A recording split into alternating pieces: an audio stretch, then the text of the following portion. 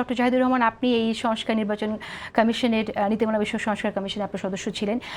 প্রবাসী ভোটারদের ভোট নেওয়া নিয়ে তো আলোচনা হয়েছে, সেটা কিভাবে ভোটার্স রেজিস্ট্রেশন হবে, ব্যালট পেপার কিভাবে যাবে, সেটা তো একটা প্রসেস থাকার কথা, নীতিমালা থাকার কথা। আপনার কি মনে হয় যে সেই নীতিমালা ফলো করা হচ্ছে, নাকি আপনার নীতিমালাই দেন নেই কোনো? আমরা নীতিমালা দিয়েছি, কিন্তু ফলো করা হচ্ছে বলে মনে করার কোনো কারণ নেই। আপনি এমনি কমনলি চিন্তা করেন যে একটা ঠিকানায় এত ব্যালট পেপার পাঠানোর কোনো কারণ নাই।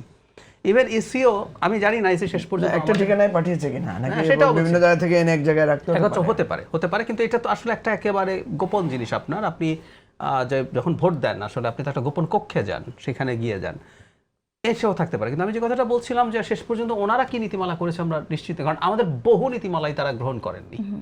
স্বতন্ত্র প্রার্থী হওয়ার জন্য যে পরিমাণ পরিশ্রম করতে হয়, এটা অত্যন্ত অন্যায় একটা নিয়ম। আমরা এটাকে অত্যন্ত সিম্পলিফাই করে দিয়েছি।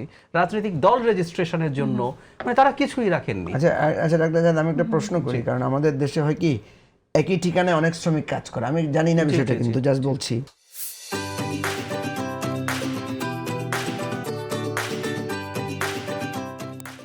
ধরেন একটা মালিকের অধীনে ধরেন 400 বাংলাদেশি শ্রমিক কাজ করে, সেটা হলে হতে সে যদি ঠিকানা ওইভাবে দেয় যে ওই ঠিকানায়, তো ওই 400 ব্যালট এক ঠিকানায় যেতে পারে।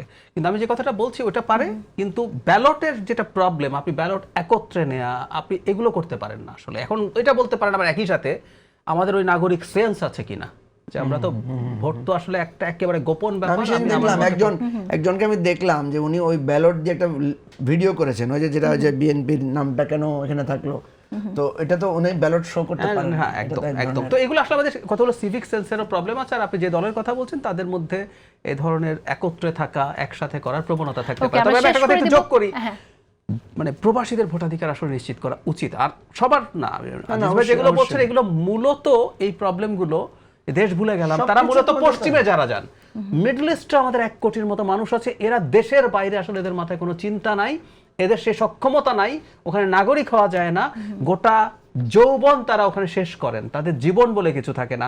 বৃদ্ধ অবস্থায় দেশে আসেন, বৃদ্ধ না আসলে মধ্য বয়সের পর আর কাজ করতে পারেন না। এবং আমরা জানি কিনা জানি না, ইয়াংরা কাজ করতে যায়, কিন্তু ওখানকার মর্টালিটি রেট আমাদের চাইতে বেশি।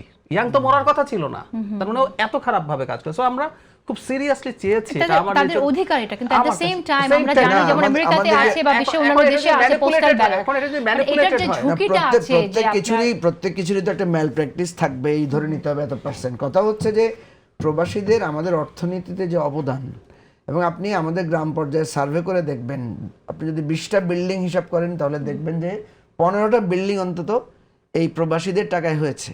আপনি যদি সেখানে বাজার ঘাট, মার্কেট, একটু উন্নয়ন দেখেন, ম্যাক্সিমাম প্রবাসীদের অবদান।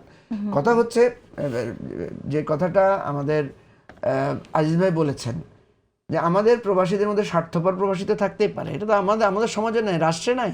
আমাদের রাষ্ট্রে এত চুরি করে কে? আমার দেশে যারা বসবাস করে তারাই তো করে। সুতরাং মনে রাখতে হবে যে প্রবাসীদের অনেক কষ্ট, দুঃখ কষ্ট থেকেই তারা কিন্তু দেশ ছেড়ে যান। কিছু কিছু লোক আরাম করতে যান বা কিছু কিছু লোক ভুলভাবেও যান, সেটা কোনো সন্দেহ নেই, কিন্তু অমানসিক পরিশ্রম, স্বজনকে বাদ দিয়ে যেটা করেন, এই প্রবাসীদের কাছে বাংলাদেশের অর্থনীতি ঋণী, এবং এটা আমার মনে হয় এই ঋণ আরো লম্বা সময় ধরে চলতে থাকবে।